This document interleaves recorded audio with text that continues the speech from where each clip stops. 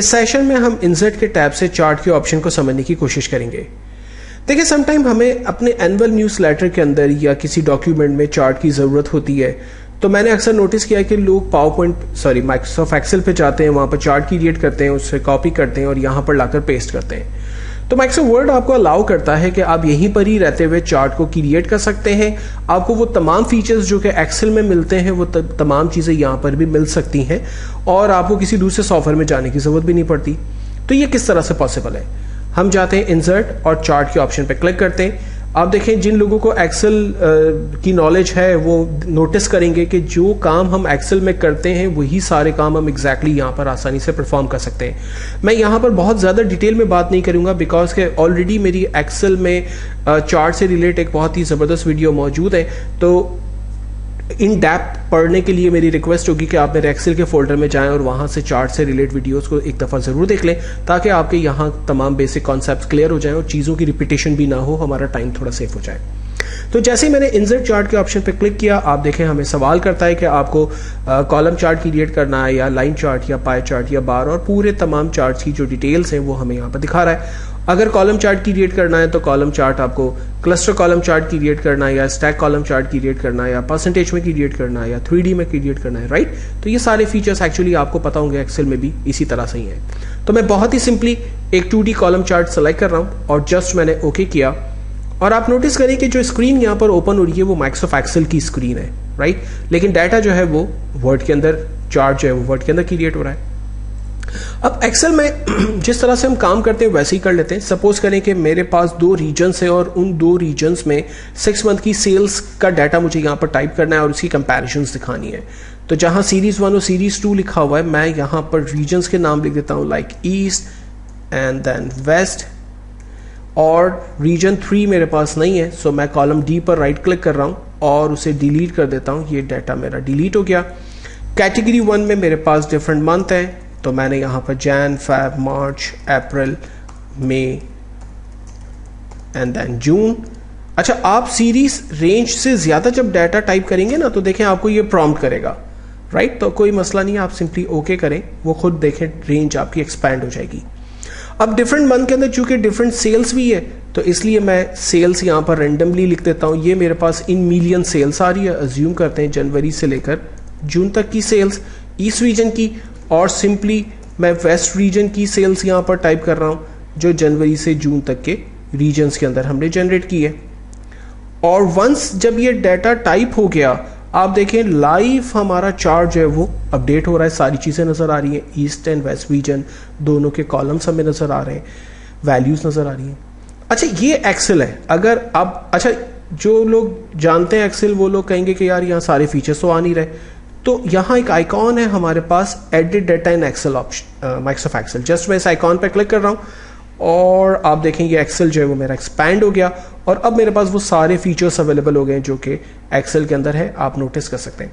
लेकिन चूंकि मैंने यहाँ पर चार्ट नहीं बनाया तो मैंने सिर्फ डाटा टाइप किया ना, चार्ट तो एक्चुअली वर्ड में है, तो इसलिए चार्ट से रिलेट कोई भी प्रॉपर्टी यहाँ पर मुझे नजर नहीं आ रही। तो चार्ट की प्रॉपर्टीज को यूज करने के लिए मुझे क्या करना पड़ेगा, इस एक्सेल को क्लोज करना होगा। जैसे ही मैंने एक्सेल को क्लोज किया, माइक्रोसॉफ्ट वर्ड का चार्ट मुझे नजर आया, लेकिन आप देखें कि चार्ट की प्रॉपर्टीज, चार्ट टूल से रिलेट दोनों टैब्स, डिजाइन और फॉर्मेट के टैब्स अब यहाँ पर मुझे नजर आ रहे हैं जो कि एक्चुअल में एक्सेल की तमाम यूटिलिटीज हैं। अब सबसे पहले डिजाइन के टैब को देख लेते हैं। यहाँ पर चार्ट एलिमेंट है, मैं रेंडमली चीजें डिस्कस कर रहा हूँ क्योंकि मैं चाहूंगा कि डिटेल में आप मेरी एक्सेल में मौजूद वीडियोस को देख लें जो चार्ट के टॉपिक पर हमने डिजाइन की है। सो ऐड चार्ट एलिमेंट में आकर सपोज करें मुझे अपने चार्ट का जो है वो डाटा लेबल्स जनरेट करवानी है, डिस्प्ले करवानी है।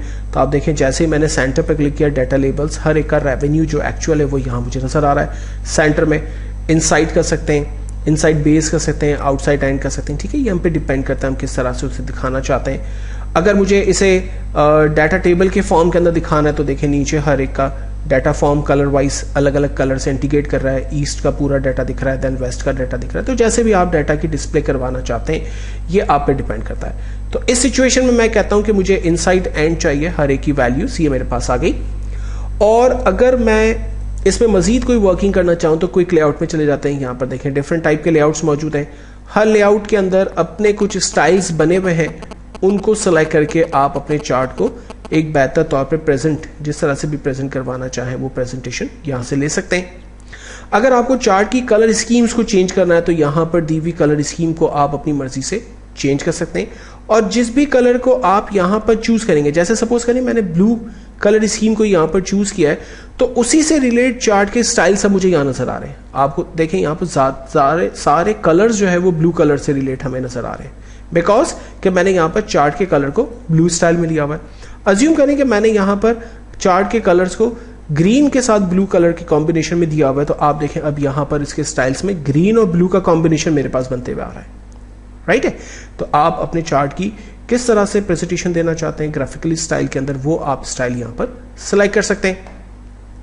आप अपने डाटा को अगर उस पर कोई वर्किंग करना चाहते हैं, दोबारा से उसके अंदर कोई चेंजिंग करना चाहते हैं, सपोज करें कोई नंबर रॉन्ग इंटर हो गया आपसे, आप उसमें उसकी करेक्शन करना चाहते हैं, तो आप एडिट डाटा पर आ जाते हैं और यहां से आपके पास दोबारा से वही एक्सेल का एनवायरनमेंट ओपन हो गया।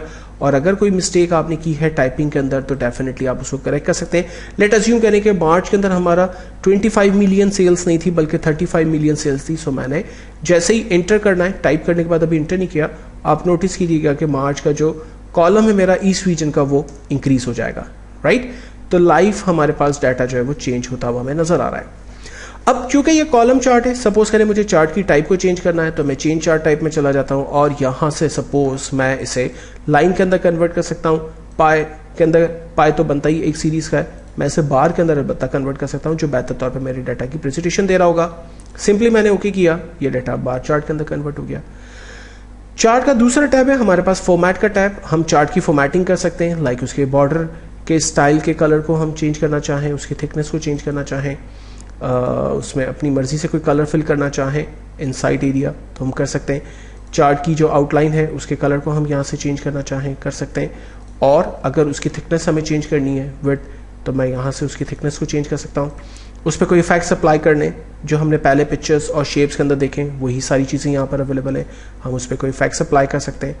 अगर हमें टेक्स्ट के कलर और उसके स्टाइल को चेंज करना है, जो इसमें मौजूद टेक्स्ट हैं आप देखें उसके कलर्स और स्टाइल्स को जो है वो हम चेंज कर पा रहे हैं। उसके टेक्स्ट के कलर को हम अपनी मर्जी से डिफाइन करना चाहें, हम अपनी मर्जी के कलर्स डिफाइन कर सकते हैं। आउटलाइन उसकी चेंज करना चाहें टेक्स्ट की, तो आउटलाइन टेक्स्ट की जो है वो चेंज हो रही है। आर्टिस्टिक इफेक्ट्स हम अप्लाई कर रहे हैं, यानी वो सारी चीज़ें प्रीवियस 2 वीडियोस के अंदर हम ऑलरेडी पढ़ चुके हैं, वही सारी चीज़ें यहाँ पर हमारे पास अवेलेबल है। तो आप एक बहुत ही खूबसूरत किस्म का चार्ट यहाँ पर क्रिएट कर सकते हैं, और ज़रूरी नहीं कि उसके लिए आप माइक्रोसॉफ्ट उसमें जाएं, पावर पॉइंट पे जाएं, एक्सेल पे जाएं और वहां पर आप इसे क्रिएट करें और फिर यहां पर लेकर आएं। ऐसा कुछ करने की जरूरत नहीं है, आप डायरेक्टली माइक्रोसॉफ्ट वर्ड में रहते ही आप चार्ट क्रिएट कर सकते हैं और उससे अपने डाटा की प्रेजेंटेशन बना सकते हैं।